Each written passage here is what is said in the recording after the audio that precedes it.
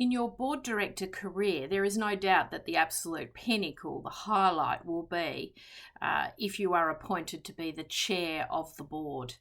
It is an incredible honour, it is an incredible responsibility, and there really is an art to chairing board meetings, and in fact any meeting, corporate meeting.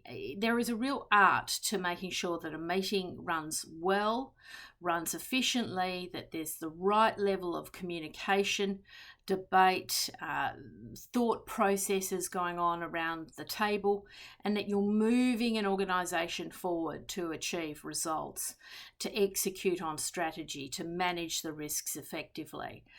I have been in a vast array of board meetings over many, many years, and it is always a real highlight when you see an exceptional chair in action, someone who can really finesse the people around the table, who can bring the right information out, and can also deal with very, very complicated, potentially very contentious issues. And I'll never forget being in a board meeting and we were discussing insolvency. Everyone had a slightly different opinion on the approach as to how to go forward. And this particular chairman really did handle this particular board meeting exceptionally well and went around the table and ensured that everyone had a say, everyone had an opportunity to voice their concerns, everyone had an opportunity to put forward suggestions and ideas. And he brought the meeting to the right conclusion, but it just didn't happen by accident. There was a lot of experience really being demonstrated there.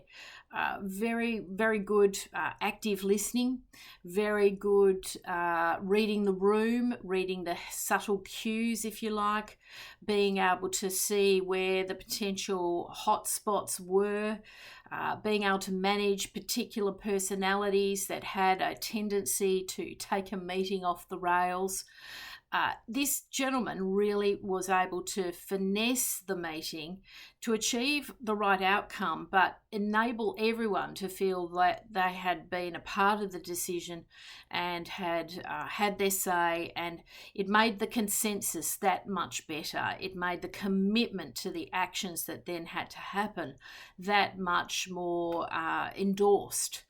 And there's a real, art to it. There's a level of experience that I think has to come in order to be able to perform very, very well, particularly when a board is under crisis.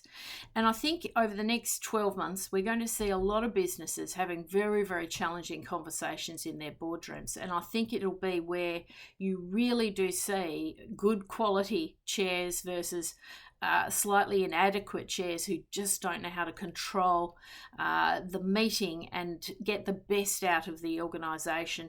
And when you're under pressure, under a pressure test, so to speak, that's really where you sort of see the experience come through.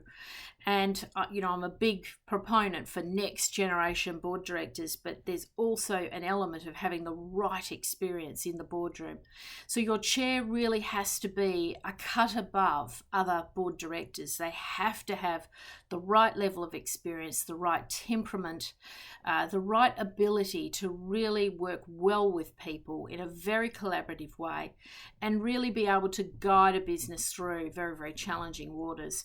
It's a great honour. And it's the pinnacle really of a successful corporate and board career to be asked to take on this responsibility. It's a heck of a lot of work, but the outcomes can be very, very significant and literally can make or break certain businesses. And it's why really taking your time to build up your experience is very important, not to jump into a chair position too early.